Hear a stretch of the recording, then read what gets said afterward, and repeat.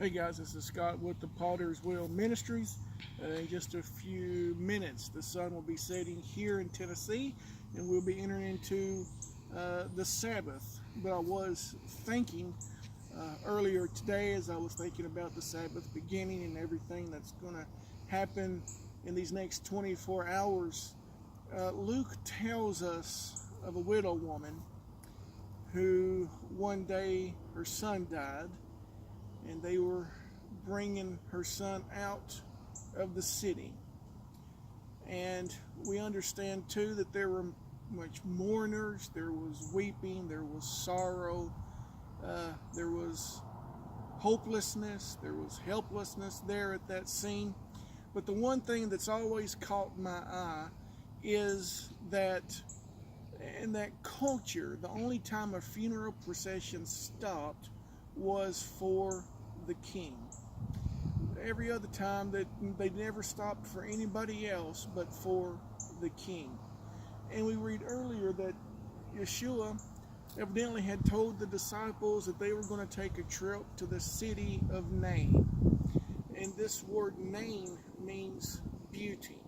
So there was something about that city that was beautiful.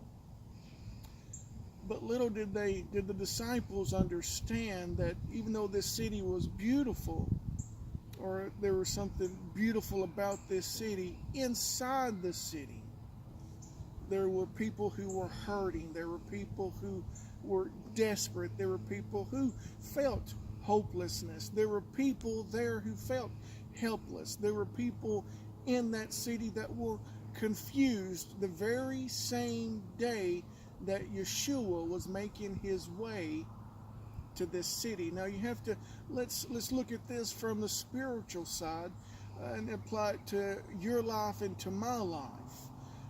There are times that we feel helpless.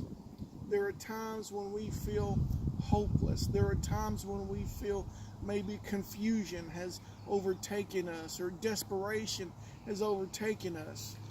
But what we have to do is we enter this Sabbath, we need to leave those things behind, because remember, they were coming out of the city and there was weeping and there was mourning. But we have to keep in mind that all of our confusion, all of our hopelessness, all of our helplessness, whatever we face during the week, we have to remember the Sabbath is fixing to take place, and Yeshua is on his way to manifest himself in our lives this Sabbath. We have to be looking. You see, he is drawn to those situations. In the Sabbath, he says, I've got an appointment every Sabbath with my people. So as we enter into this appointment, and often I say, let's leave those things behind. But I understand that if we leave those things behind, then Yah can't take care of it. So we really have to bring those things into the Sabbath so that he can take them and free us from it. Because if we leave them outside the Sabbath, when it's over, many times we go back and we pick that up and go through another week with those same issues that we went in the week before with. So this Sabbath, let's let Yeshua take all of our problems, all of our uncertainties, all of our confusion, and allow him this Sabbath to free us from those burdens, from those issues, from those problems.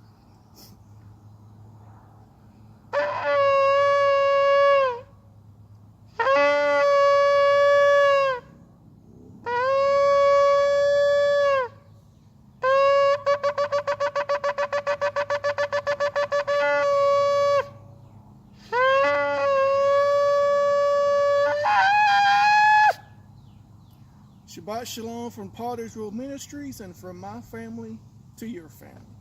Shalom.